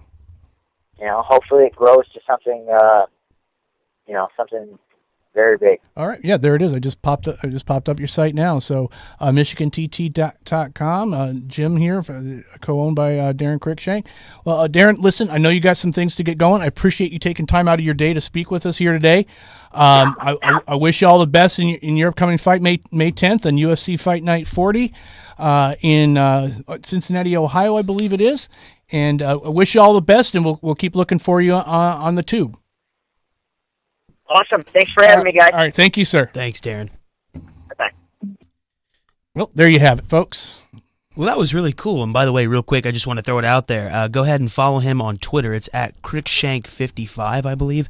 I don't want to give wrong information, Scuba. Please talk so I can find it. Yeah. Well, and if you want to check out his site, I probably don't know if there's anybody listening from Michigan, but MichiganTT.com. It's a Michigan top team, mixed martial arts and fitness. They got their website up here and got pictures of he and his partners and just kind of bumping around here. It's got all the information on there and how you can get a hold of them. And so if you're interested, and he touched on a good point, about thinking that you know everything. When you get into martial arts, you can never know everything. This coming fall, I'll be testing for to be a rank of master. Even though I'm going to be a rank of master, I certainly do not know everything. I have not mastered everything. That's the thing with martial arts. It's always a continuing learning process. In my particular style, our federation went away from the traditional black belt and used a midnight blue. So it's a near black, but it's not quite black because you're always learning. You're always learning. Even the idea of having a black belt, if you wear a black belt long enough, eventually it will start to fray, and underneath it will start to be white again. Everybody knows you start with a white belt. So the idea is that, again, you're still learning. Even though you hit black, eventually it turns back to white. That's traditionally why they did that. So it's always a learning process. You never know everything. All you can try to do is absorb and learn as much as you possibly can. But you also want to concentrate. You don't want to try to learn everything either, because by doing that, you can also be ineffective. You still want to have certain techniques, certain things that you're very good at. It's better to train one technique 1,000 times than 1,000 techniques one time. That's just the way it is. So, UFC and all that kind of stuff came along, well after I was already too old.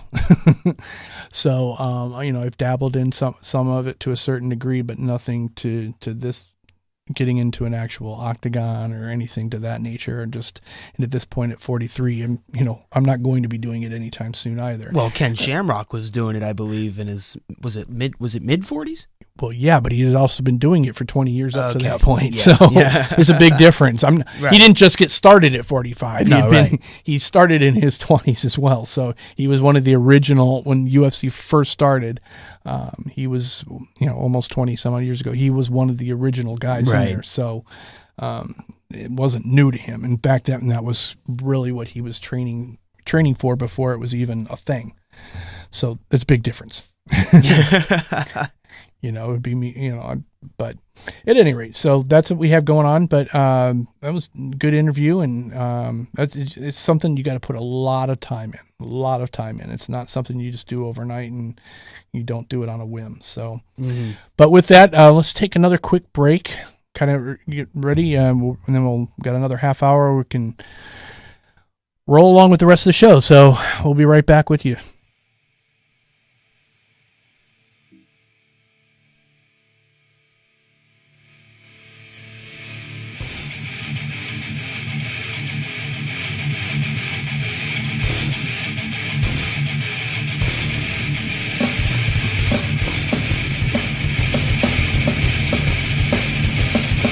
Whatever,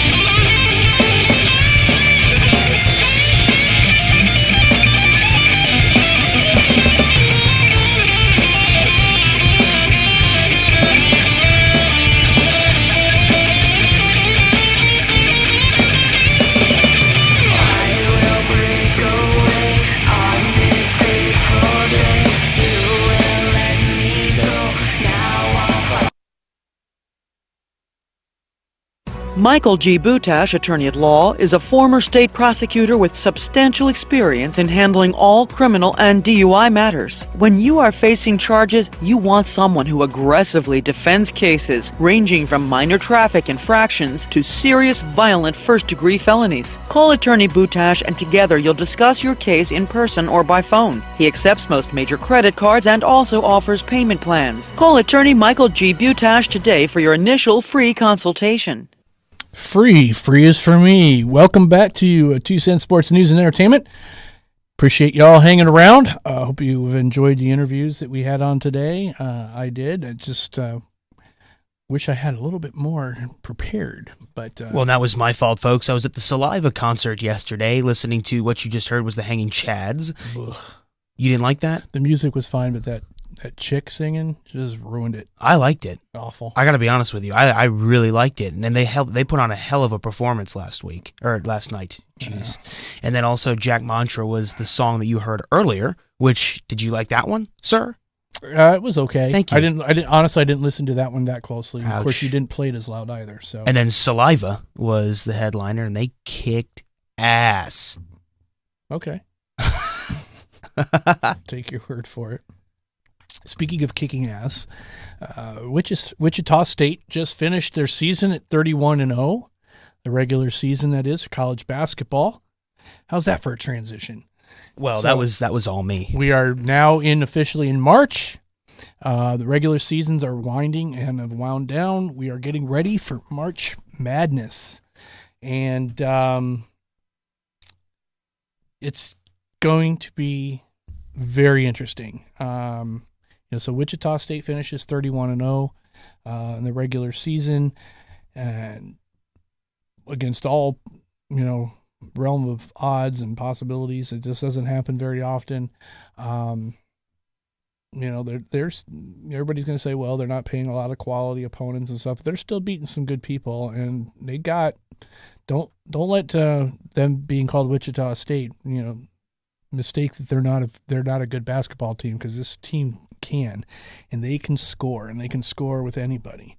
But it's definitely shaping up to be a very interesting tournament, because honestly, I don't take too much stock in Florida sitting at number one. I don't believe that they're the best team in college basketball. But at the same time, I also don't think I can tell you who the best team in college basketball is right now. It's just every time you think somebody's going to step up, they don't. You had yesterday, 5 of the top 10 teams all went down. You just don't. That hasn't happened since 2003. You had some of the teams that we all thought were the top teams are now starting to sort themselves out. Syracuse has really come back down to earth, and they're starting to, they dropped number 10 and then they lost again, after sitting at number 1 for a while. But they've basically, since they were last undefeated, they've had a losing record since then, and have had yet a couple other very close games. So it's shaping up to be very interesting extra season. Well, I want to disagree with you right here on Wichita State. I think they're a very good basketball team, but let me tell you, when your hardest team on your schedule is Alabama, this is almost turning into a Ohio State debacle, because Ohio State played nobody and they were great. They were great, but then when they started playing actual teams, like, when they played Clemson and Michigan State, they didn't come through. And I think that's what's going to happen with Wichita State. I mean, look at their last couple games. Southern Illinois, Evansville, Loyola Chicago, Drake and Bradley, and Missouri State. Who the hell are half of these people? Well, some of those teams are generally tournament-bound teams, not so much this year. Bradley's been a pretty... You got to understand, the aspects of college basketball are not the same as college football. It doesn't hold the same kind of weight that does. Basketball is a different game than football. So, well, Bradley went 12-18 this year. I know. I said previously, not this year. Right. Well, but listen. I mean, yesterday, like I said, Syracuse lost, Kansas lost, Louisville lost, Creighton lost, St. Louis all lost from the top 10 yesterday. Virginia for crying out loud. Quietly. Damn it. Quietly, they're sitting at number 7, and they just won the regular season ACC title. Since the last time that they did that was back when way before Zach was born. When Ralph Sampson was playing for them. So I don't know how many of you out there remember who Ralph Sampson is, but so it's just the tides have changed a little bit. The game of college basketball with so many kids leaving early anymore or not even coming at all. There's a lot of diversity and a lot of the playing field is a lot more level than it has been in years past. I mean, you still have your perennial teams that are generally going to always be up there. The Dukes, the Florida State. I mean, the UConns, the Syracuses, and so forth. But even those are even starting to sort out. I mean, Arizona, of course. Florida probably for the last 15, 16 years or so since Billy Donovan got there. But you're also getting teams like Wichita States and the Creightons, and even in the past the VCUs and St. Louis's.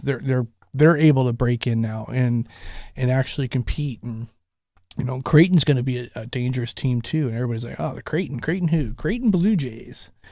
They got a pretty good squad themselves. One of the best, one of the best scoring guys in the country, Danny McBuckets. I mean, it's not his real name, that's his nickname, but, you just can't look past certain guys just because of teams they play.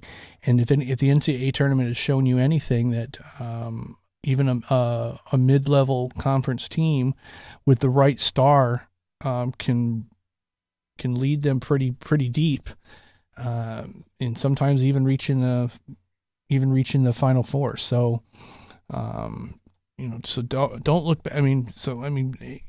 Creighton's forward, Doug McDermott is his real name.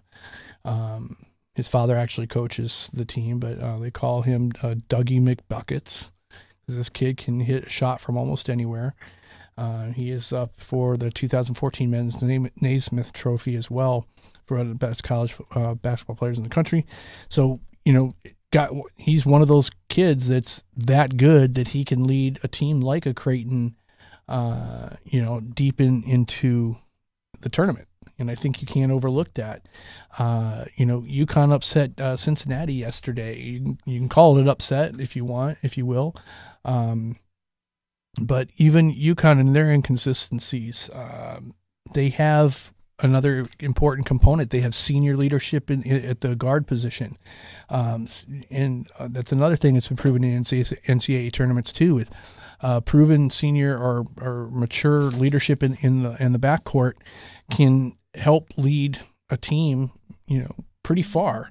This UConn team right now, they remind me a lot of the 2011 team, which nobody expected to do anything, let alone, they weren't even sure they were going to make the tournament until they went on that amazing run and ended up winning the Big East tournament and got themselves a 3 seed and ended up winning the national championship from that point. So you just never know. And, when these brackets start coming out, I think the number 1 seeds are probably going to be Florida, Arizona, Wichita State, and I until last night I would have said Kansas, but now Kansas even lost last night to Oklahoma State. So Kansas may now lose number 1 seed, and now they, a team like a Duke could slip in there with a number 1 seed now, or honestly, Virginia probably, actually not Duke. Virginia should probably get it because they outright won the ACC. So it's going to be interesting, because the difference between a 1 and 2 seed isn't that great, but I'd rather be a 1 than a 2. So we'll probably once the brackets start coming out and the tournaments start up this week, we'll start talking a little bit more about the games, the tournament, and we'll probably do a bracket show if we're able to. I guess it's all going to be a timing thing, because brackets, I think. Actually, we probably won't be able to because the brackets are going to come out after our show because we're on Sundays and the brackets usually come out that Sunday night. So we may not be able to have time to do a bracket show, but we can do after bracket show.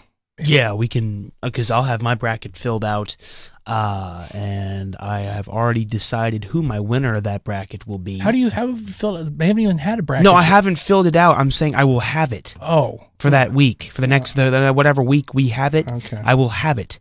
But I have already chosen my winner for this year of March Madness tournament. You've already chosen a winner. Yes, I have. Who's that? It is going to be the, drum roll, even though I don't have one on the soundbite, Duke Blue Devils. Oh, you're kidding me. No, really? Who's your winner?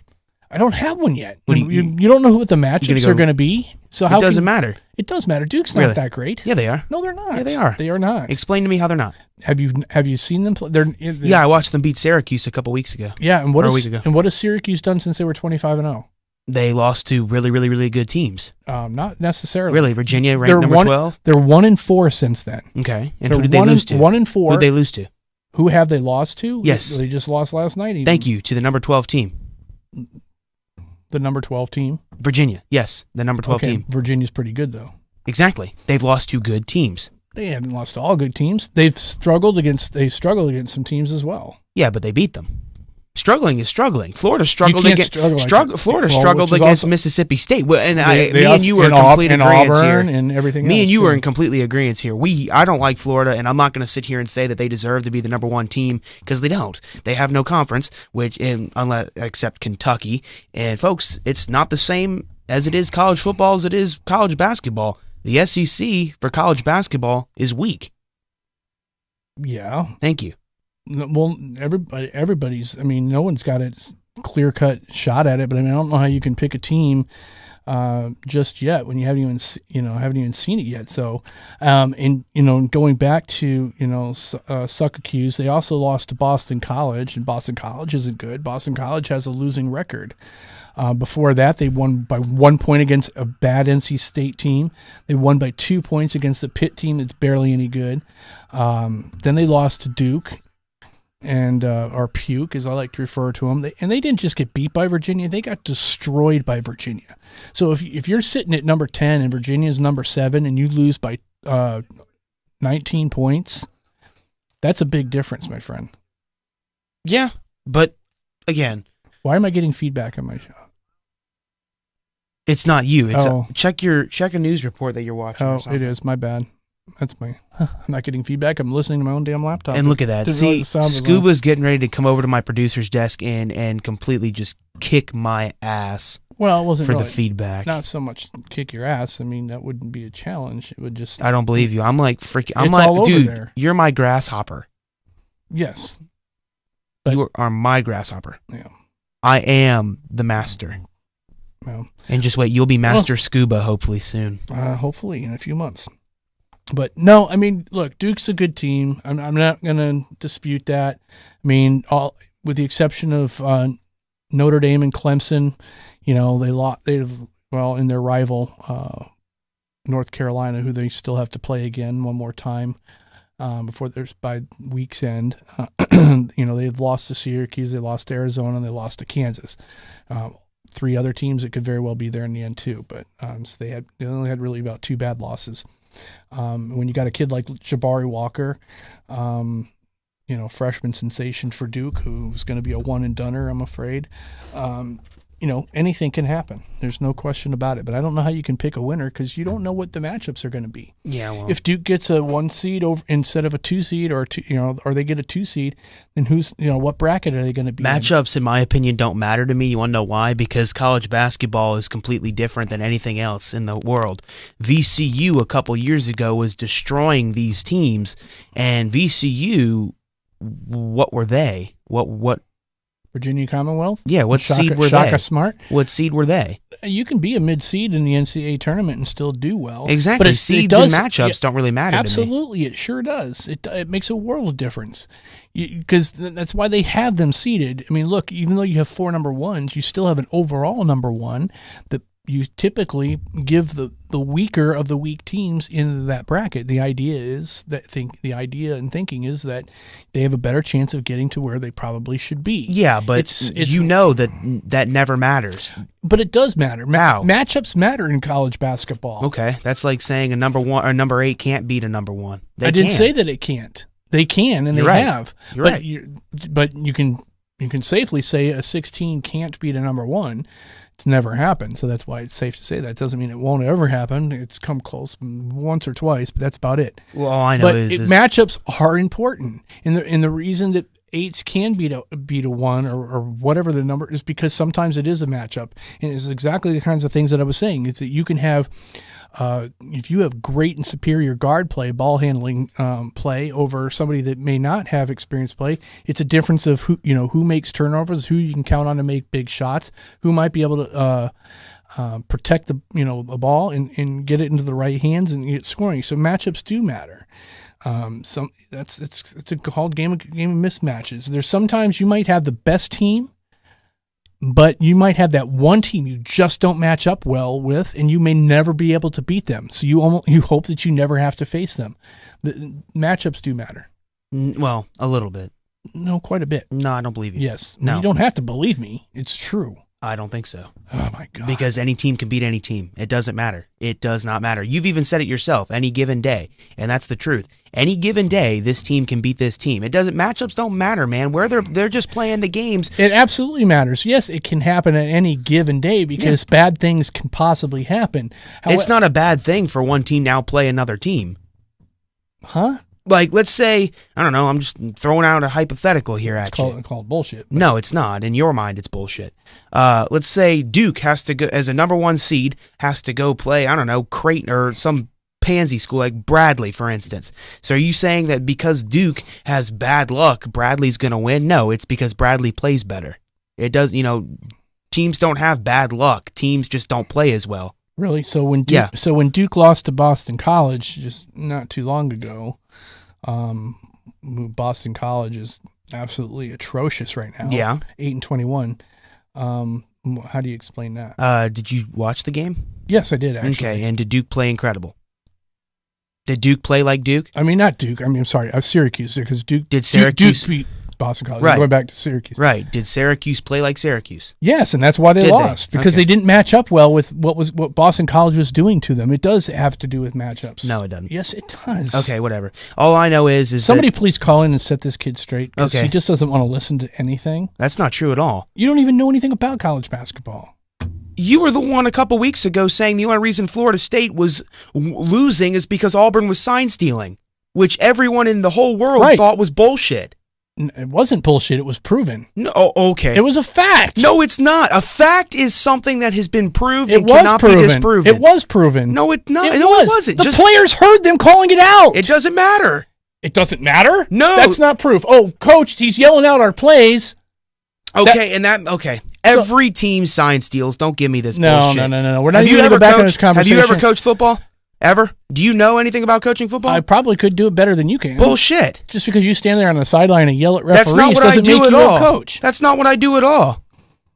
Really? You want to talk about my coaching skill? You know what? Why don't we go back and look at let's You see know one what? of the greatest coaches The in next time we get a guy like a John Kaleo or something on there, I'm going to pose the question: if a team is stealing your signs, does that does that benefit them or not? And that's not what I'm talking about. You just said did it. You just said brought it up. specifically that is the reason solely why Auburn was up 21-3. That is not what I said. That is exactly no, what I you did said. not I will say pull that shit up. Pull it up because I that's will. not what I said. That is exactly what No, you it's said. not what Yes, I said. it is. No, sir. Yes, it is. No. Yes. Nope. Yes. I did not say that. Yes, you did. No, I said it had a lot to do with why. Which isn't true. It is true. No, and it's it was not. proven because You once just can't get over that they didn't play well the first half. so magically when they realized no, that Auburn- when all the calls were being taken and when they realized it and then they took measures to make sure that wasn't happening anymore by having the towels go up and making sure that the signs couldn't be taken anymore, all of a sudden it was a completely different game from that point forward, right? That's just coincidence? Again, purely coincidence, right? You have Yes or never no? Was it purely You have coincidence? never coached football. So you would not know. So you the wouldn't point, know. So the point is that at the start of the third quarter, when they were still looking like they were struggling, and then they were coming to the sidelines and said, "Coach, they're still calling our plays. They're still calling our plays." And at that point, they made the adjustment to finally stop. You're right. They made the adjustment. And what happened after that? You adjust. What happened You after adjust. that? What happened after that? What happened after that? They adjusted by hiding their signal calling. Teams can adjust, They man. It's not hard. started hiding all their signal callings, and all of a sudden the game changed, right? Yeah, It was but a that's not completely why. Really? Really? So it was just pure coincidence that it just all of a sudden it just changed because of no other reason than it just happened to do that, right? You have never coached football. Really? So you would not. Yeah, really. So I don't know. No. So I don't know. You've been on a sideline with a headset on calling plays and coaching things and this and that, have you? All right, well, from now on. Have you? Here's what I'm going to do. No, you haven't, so you don't know. What's that got to do with anything? Okay, you can sit there as a fan's perspective. You're avoiding the question. A fan's perspective is completely different from a coach's perspective. You're avoiding the question. What's the question? The question I pose to you is that are you trying to tell me that at the point when they stopped allowing their signals to be seen and called, that at that point the game changed magically, coincidentally, at that exact time?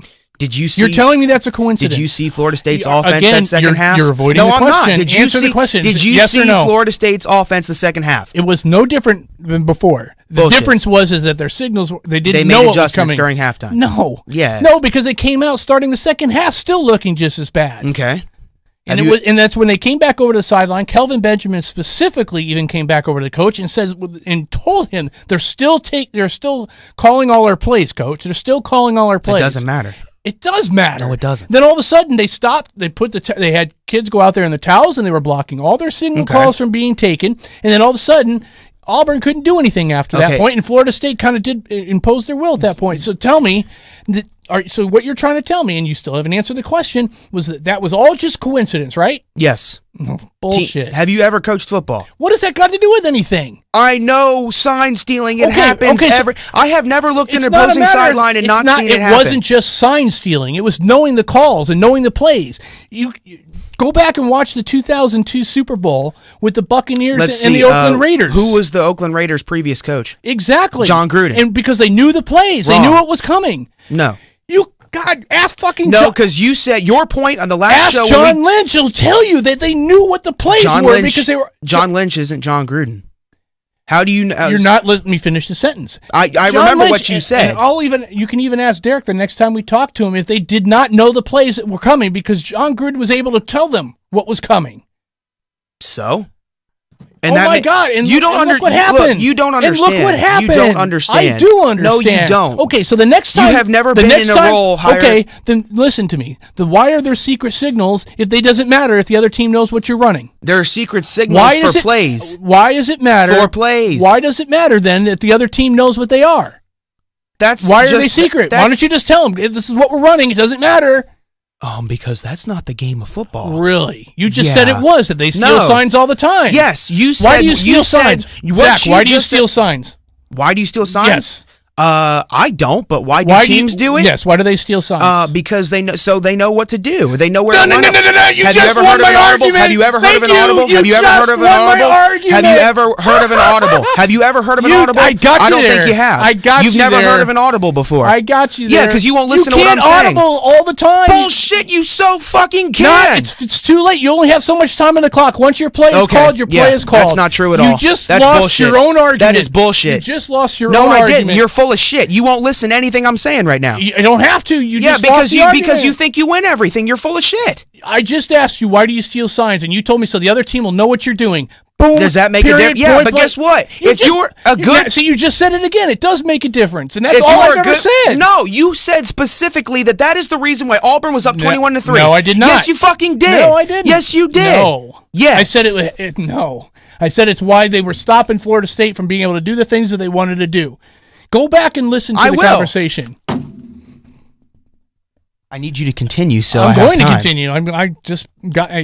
You're flustered now because I just got you to say the two things that you said you've been arguing with me for the last 10 minutes. Wrong. You just did. You just said it makes a difference. Yes, it makes a difference, but it's not the difference you are making it out to be. A team doesn't win or play the phenomenal. Then why do they bother to do it? If it doesn't help any, why do they bother to do it? Teams think it does. Really? So they just think that it does. So in the NFL ranks and stuff where they're actually really coaches, they just think because they think it helps that they just continue to do it anyway, right? Because it makes no difference at all, right? You want to talk about sign stealing? Do you want me to go to your team, the Patriots, who had to go film the Chiefs practice? And then you can bring up that argument. I can, and you won't argue with it because you're a Patriot fan. There's nothing to argue. Are you going to admit that they did that and they were cheating specifically so they could win a football game? It's quite possible, absolutely, because it's always Quite possible. because it's helpful.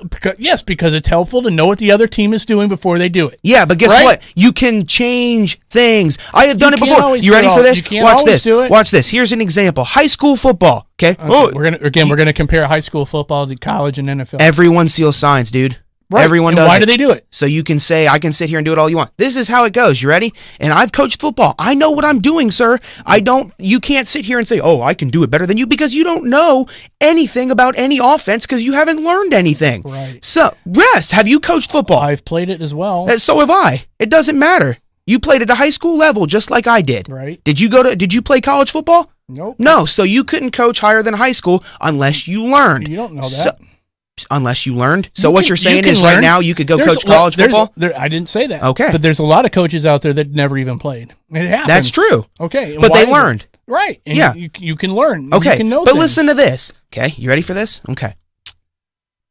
Single receiver on this side, single receiver on this side. I need to put a camera on for visual. Single on this side, single on this side. Okay. They were playing man and zone. So what I did, this receiver who was on man was scheduled to run a curl route. Why would you run a curl route on man? That's stupid as shit.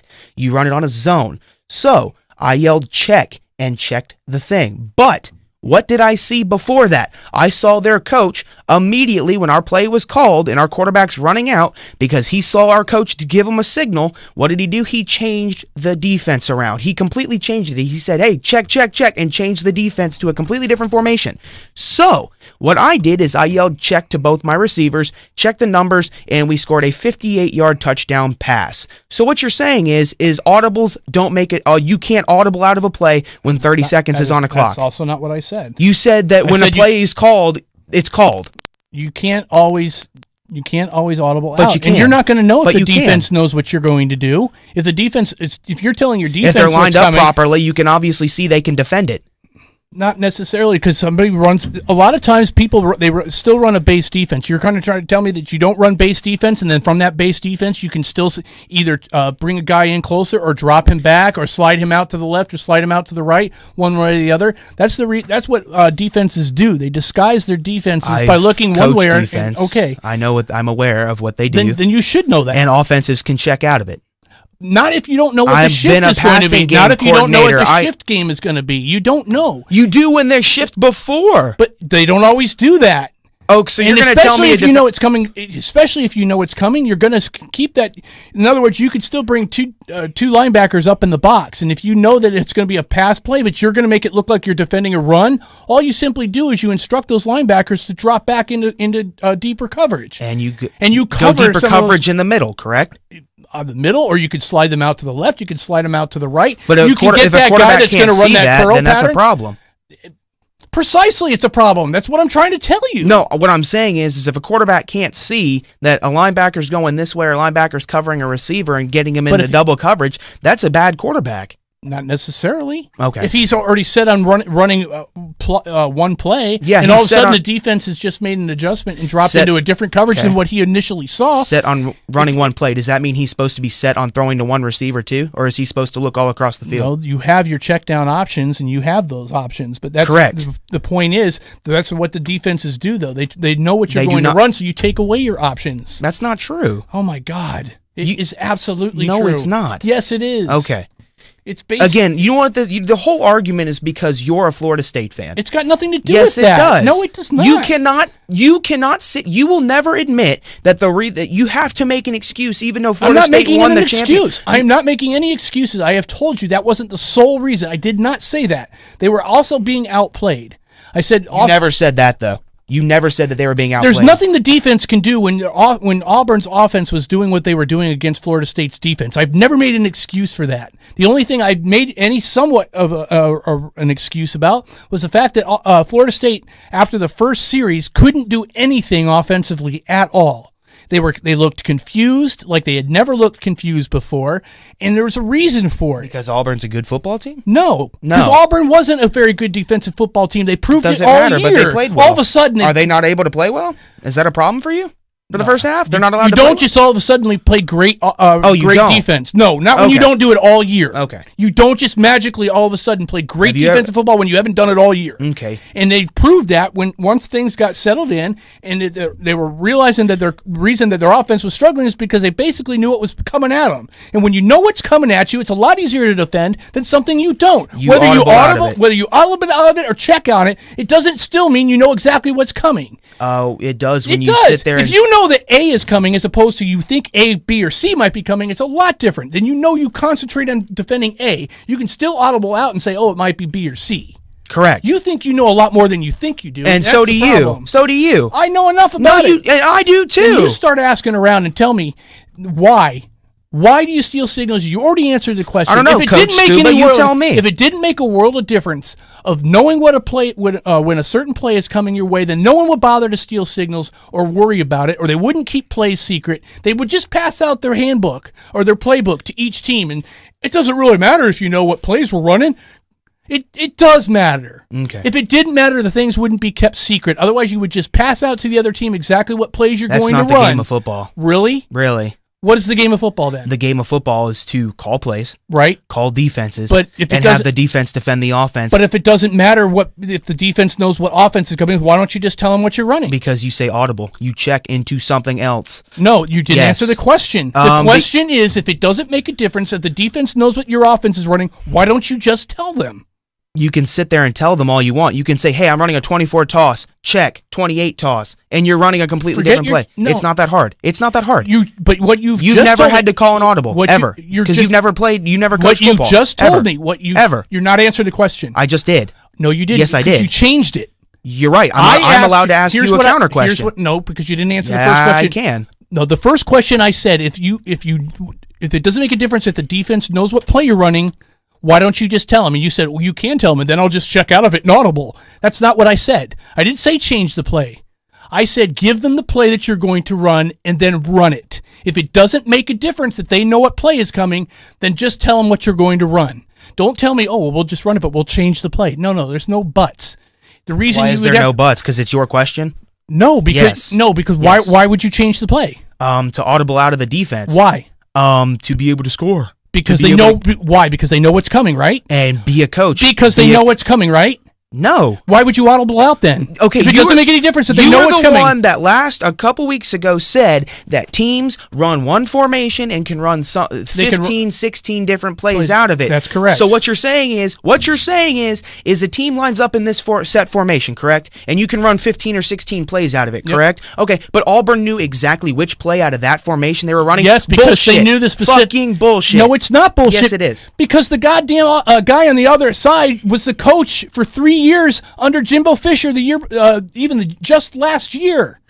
So he knew exactly what play was coming. You He can't knew. get it in. No, No, you just don't get it. I do get it. I've You coached can run football. you can run A, B, and C out of one formation, Yes. but if you know that play A is the one that's But coming out they of that didn't. formation, they did know it. Okay. It was You were there admitted on the to. sideline that day? You could hear it. There's audible on fucking online. You can hear it. Oh, can you? And that's specifically why they started getting kids out there to hold up the towels to block up the signals. Because they knew and they figured it out that they were being stolen. Everyone it's steals. a fact. Everyone steals signs. Why do they do that? Everyone steals Why signs. do they steal the signs? To win? Right, because it helps them, right? Sort of. Exactly. Not That was really. the whole base of this argument. No. Again, because, I win. And here we go. And you can sit here and say, I win. But you really don't. Because Yes, let me I tell do. you, I've asked plenty of Florida State fans, not just you, because you're so Florida State minded, you It's can't got see nothing straight. to do with that. Listen, The evidence listen is, to the me. audible evidence is out there. It's audible evidence you out can there. audible. And it's Right. been admitted. Right. Go ahead and Google it. Auburn stealing Florida State plays. There's enough fucking articles on it. Yeah, There's and- video of it. Yeah, and guess what? There is such thing as an audible that you can call it the line. But- yes, you can but say here's that what you you're don't have doing. time. Here's what I you're know saying, you have though. time. Here's what you're saying. Okay. If you don't know that you don't know that. Oh, I don't? They knew what plays were coming. Oh, they knew. Oh, okay. So what you're saying is with 25 seconds, a quarterback can't. Okay. Oh, I get it now. You're full of crap. No, that's not what full it of is. crap. No, yes, you are. You're because doing what everything- you're saying is you're saying that Florida State.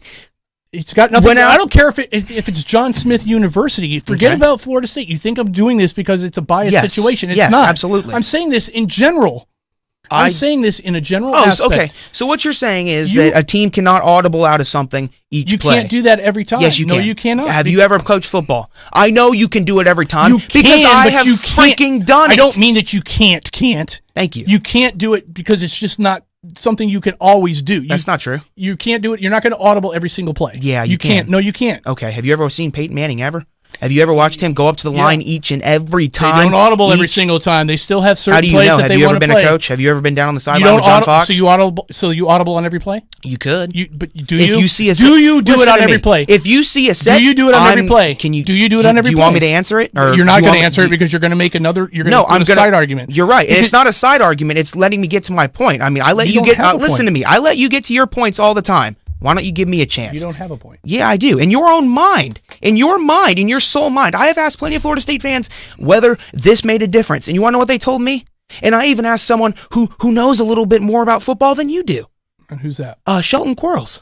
Okay, and he says it doesn't make a difference. No, he said Florida State came out, didn't play well. They said, and you want to know what he told me? You want to know what he told me? You want to know what he told me? Sign stealing happens in every single football game. That's correct. But Shelton has told me several times, teams audible, and he has seen it because he played linebacker, so he is the one who be able to hear. Of course, I'm not saying that they don't. He says these quarterbacks have audibled every single play out of 100 and something plays that they ran. Well, but it doesn't mean that they're doing it every single time. And the point is, he just said that they did. I said that he said that every single play they audibled. They went up to the line, saw what defense was run, and they go like this. Right. They tap the center. He says something. It points somewhere. But also, would you not say that if you have to audible out of every single play when you have a certain game plan going in, that changes the aspect of what you're trying to accomplish? And why couldn't they get it done when audibling out of these plays that the Auburn supposedly because you still have a certain game plan that you're trying to accomplish, and once another team knows exactly what that game plan is and what you're trying to do, and you have to change it on the fly, that absolutely changes. So what you were saying was that Florida State had a play. Okay, let's say a 25 toss. Auburn knew exactly what it was, a 25 toss. Mm-hmm. Okay, so I forgot. I completely forgot. Have you ever? I mean, college football. Do quarterbacks go over to their coach most of the time after 80% of their plays, or are things signaled in? Depends on who the quarterback is. Exactly. Okay, so let's take Jameis Winston for instance. Have you ever seen him run over to Jimbo Fisher for a play? Most of the time, correct? No. Yes. Not most of the time. But he's also a freshman. Fine, I'll give it. Okay. All right. That's perfect. That's why I say it doesn't matter sometimes. Oh, okay. So let me ask you this. So he runs over to Jimbo Fisher because he's a freshman and doesn't really know like the signals and isn't really, right? Okay. So what you're saying is he ran over to Jimbo Fisher, coach, what's the play? And Jimbo Fisher said 25 toss. That's right. Auburn knew that. That's not what they were doing though. They were making their signals from the sidelines. That's how on every play. Just about. No.